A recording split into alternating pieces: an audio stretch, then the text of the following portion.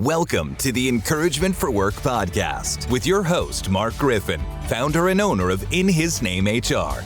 Each week, Mark interviews nationally known thought leaders from corporate America, higher education, churches, and ministries.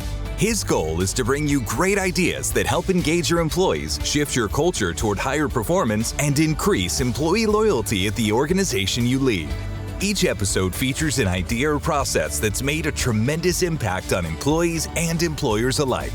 Now sit back, relax, and listen in as he delivers encouragement today through this episode's special guest.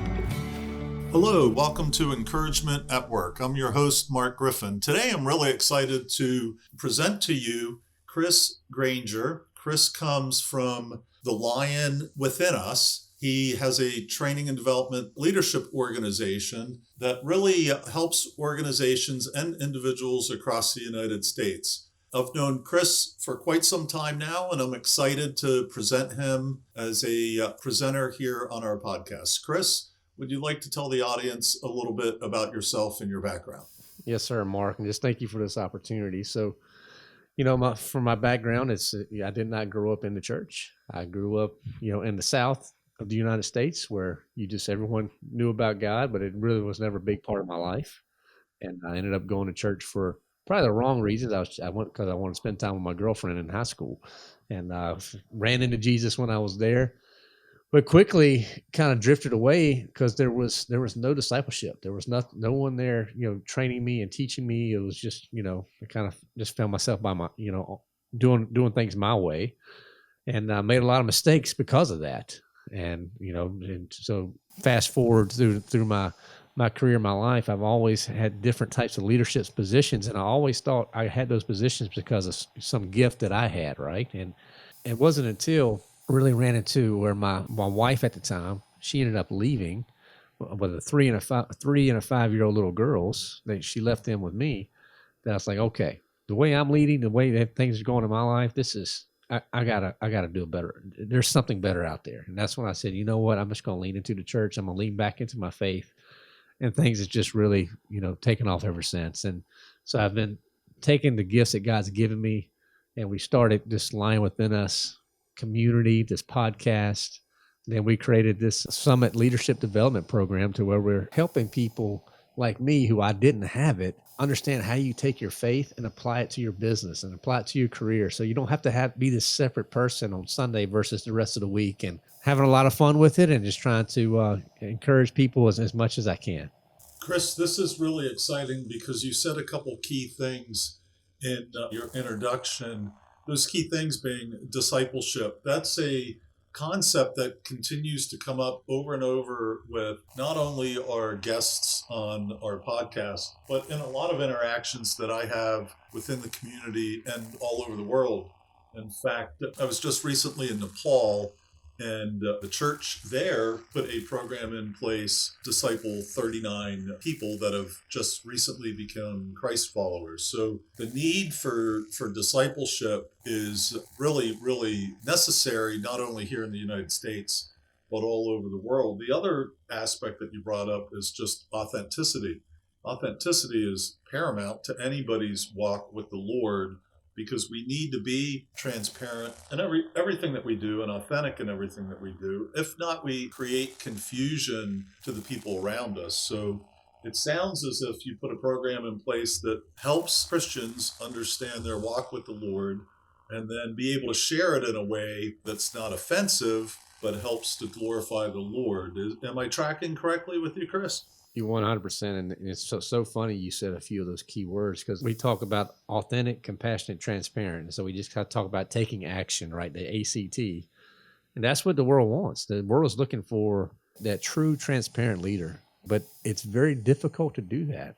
And we're just bringing this discipleship idea around. Okay, let's lean in and let's just really look at the areas that's going to make the biggest impact for you as a leader, and just lean in from there. So that discipleship journey is really important. So let's talk about first and foremost, and you brought it up a little bit at the beginning, but what really led you to create this whole process? I mean, we do HR from a Christian perspective. We've been doing it for about 14 years, and we really believe, the Lord led us to serve clients from an HR perspective, and we've done that. We've put that in place. But what's led you to create this firm for training and development and discipleship? Well, I think some of it's just been a part of the journey. God's revealed. Usually he reveals things very small steps at a time for me because I mess up a lot. So he just gives me a little step here and a little step there. And the leadership roles, I've been in leadership roles since I was 14, literally. Every position has been managing people or some type of process. And he's just revealed some things to me of, you know what, there's opportunities here based off the skills he's given me throughout my career to really share and lean into others. And so we focus really heavily on like the mid to lower level management, the ones that are up and coming rising leaders, the ones that often get overlooked. And we just try to share basic biblical truths. We have people in our summit who are not believers. And we just, it's interesting. We just say, you know what, if you just take this one book right here and just understand that business decisions are so many times moral decisions. And this is the greatest book ever to learn that. If you just be open to that idea, we can show you some truths, some really valuable salient truths to help you improve. And that's how it started. And we just keep leaning in, each taking one step of obedience at a time as he reveals what we should do next. That's really good information. In fact, again, we align with that because when you think about, Jesus and when he walked the earth, I had to pull the statistic up because I didn't want to misquote, but he had 132 public appearances, 122 of them were in the marketplace. Right. So all except 10 out of 132, Jesus loved the marketplace. That's where he went to preach. That's where he told the disciples to go out and spread the good news. And he didn't use other language. He said, go out and tell the world. So that assumes that you go back to carpentry and tent making and fishing. Right. And that's a really good point. So that was part of your awakening with, okay, if Christ gave the message in the marketplace, we need to equip marketplace leaders? 100%. I even thought about that. I had a meeting one time several years ago, right when we were starting the Lion Within Us. And I had been with this vendor hundreds of times. We've had hundreds of meetings, and I changed my backdrop on my screen, and it had something. It was a scripture. It was a verse. And he came into this meeting. He saw my laptop. He was like, "Chris, I didn't know. Are you a Christian?" And I was like, "Well, yeah. I'm sorry you didn't know that." And I'm just like, that was an awakening moment. Sure. Like, holy wow! Like I have spent hours upon hours with this gentleman. And he never saw the fruit of the Spirit in my life. And it's like, all right, Chris, we got to figure this out. And so it's just, you know what? It's not means you have to plaster Bible verses everywhere. You can go about this in a systematic way and you just be obedient to the Holy Spirit. And it's just led to one thing after the other. And it's like, oh, okay, this is how I need to think about communication. This is how I should consider problem solving or leaning into being a better listener as a leader. And we try to give, biblical truths to help them see that. And that's correct. If they see the light of Jesus in you, they're going to ask you what's going on. 100%. Why are you so joyful? The whole world's collapsing, yet you're still joyful, Chris. Why are you still joyful? And it gives you the opportunity to speak truth with, really the answer is I'm a Christ follower and I know this isn't my world. I'm a citizen of heaven and I'm passing through. So my worldview might not be the same as yours, right? Because this isn't the end for me. The end is in heaven, eternity with Jesus. And it's all about that soundbite and how you present it to people, right? And how authentic are you with folks. To further to the Nepal situation, when I was coming back, I was getting off the airplane in Dallas, and there was a couple, they looked Nepalese, that saw me as I was getting out into the aisle, and they said, "Oh, you were on the plane from Kathmandu to Doha. Now you're on your way to the United States. Were you in Kathmandu for a long period?" I said, "Yeah, I was there for almost 3-4 weeks." And they said, "Oh, do you work for the World Bank?" And I quickly said, "No, I don't work for the World Bank. I actually work for Jesus." And they grinned and they were overwhelmed. And the woman actually reached out and put both her hands on my arm and said, "That's so beautiful. We need more Jesus in Nepal. Hinduism and Buddhism has failed us."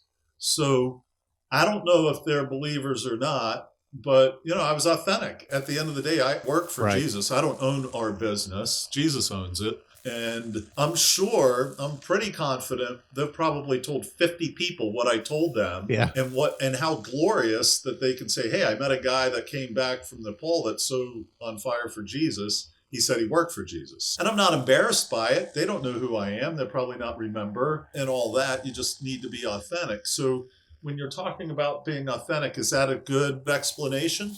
100%. I mean, that's too many times, particularly in our careers, we feel like we have to keep up this facade, right? And so I tell all the people within the summit, it's like, look, when you come to this, and we're going to really lean in, leave that fake you at home. Like, we don't need fake. We need real. Be transparent. And I thought it was very interesting. Several of these cohorts, there are a lot of people who work in the same teams, in the same company. And the level of transparency and relationship that they're building, because they never talk about some of these things in work. Sure. And they're learning stuff about each other and the struggles they're having maybe in their marriage, or the struggles they're having with their finances, or whatever it may be. And this stuff is just coming out, and it's bringing them more cohesive, more in alignment. And man, it's been absolutely incredible just to see how these simple biblical salient truths are just being walked out. That's wonderful. So we always try to delineate a little bit between religious exempt employers and Christian-owned for-profit businesses. And what I mean by that is, if you have a Bible college, then you can ask for a statement of faith. The applicants have to align to it, and then you hire the person. That'd be the same thing with a Jewish organization or a Buddhist organization, right, or Muslim organization that's requiring a statement of faith. That's a religious exempt employer, and they can say, hey, you have to adhere to that. So we have that, and we know that the Bible colleges, the Christian camps, the ministries, churches that In His Name HR supports, we know how to do that, and we know how to navigate it in a way that doesn't offend the average person looking at that situation.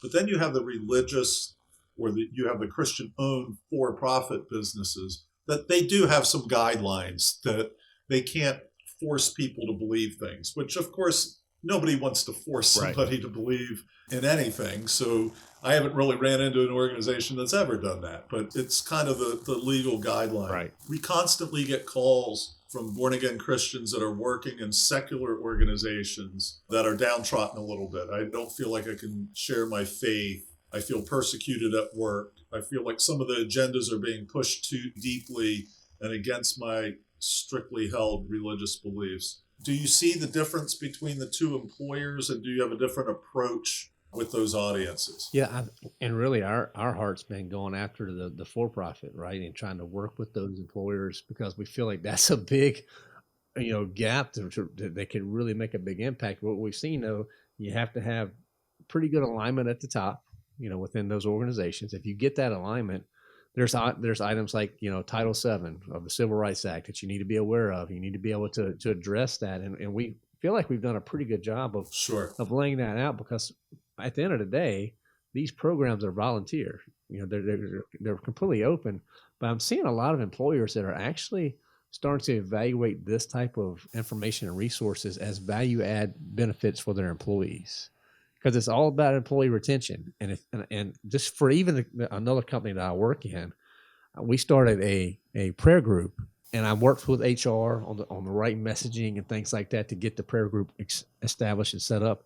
And it just caught like wildfire, because people are craving this. They're craving truth. People they're craving the message. Yeah. And they really are. They want hope. They want future. And that's what Jesus brings. I mean, It's proven. We know it. We know what it's done to our lives. But we also know that, God's not managing the world right now. Satan's running the world, and everybody expects it to be heaven. Right. But biblically, it's saying Satan's running the earth. So if Satan's running the earth, and he's getting scared and nervous of Jesus's imminent return, of course, crazy things are going to be happening to people, and economies are going to fail, and wars are going to break out, and diseases are going to be rampant, or whatever's happening. But we know the end story, which is most important. Right. So it sounds as if you have folks from both the secular for-profit organizations that you're able to do training and development, and I agree, those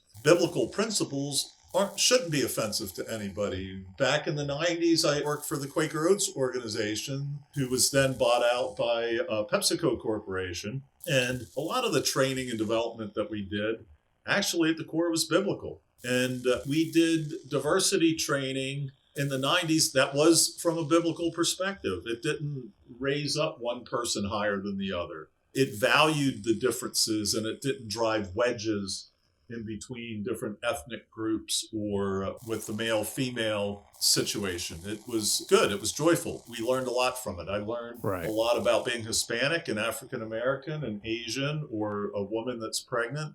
And it brought a lot of issues to the surface, but eventually that training got hijacked over a period of time. So we have a few minutes left in closing, Chris. What would you like to share with the audience in the next 2 or 3 minutes? It could be a little bit more about yourself, how to get a hold of you. That would be great. Yeah, for sure. So we try to make it really easy for potential people who want to engage and learn more. So you can just head to the lionwithin.us. So don't forget the V. So the lionwithin.us. And we call this our Summit Leadership Development. So there's a link there on the primary page. And what we ask for is an application. Just fill out the application. Just gives us a little bit of insight of who you are and where you work and work experience and things like that. But we're trying to really align and try to find companies that want to offer this as a benefit for their employees, and where we can have our own cohorts and set these meetings up, because these meetings happen once a month is when we come in and we do the training, and this can be all virtual. Of course, it could be in person as well. So just encourage people to reach out to thelionwithin.us, and you can email me at chris@thelionwithin.us, and love to jump on a call and chat further. That's excellent. Thank you for sharing today, Chris. What an incredible impact you're making in a variety of different organizations. And I always love to partner and connect with like-minded people. Naturally, we do a lot of training and development, but we can't handle the whole entire world. So we love partnering with other folks, and we're not nervous to share other organizations' offerings as well, because if the Holy Spirit leads folks to you, that's awesome. If they lead them to us, that's fine too.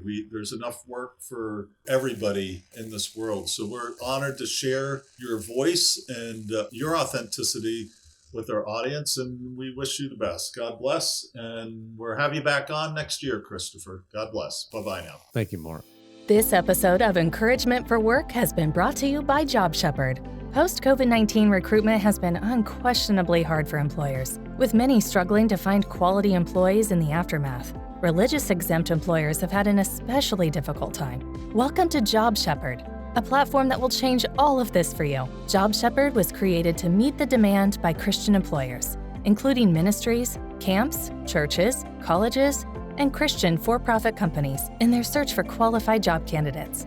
Now, for a limited time only, employers post a job for free.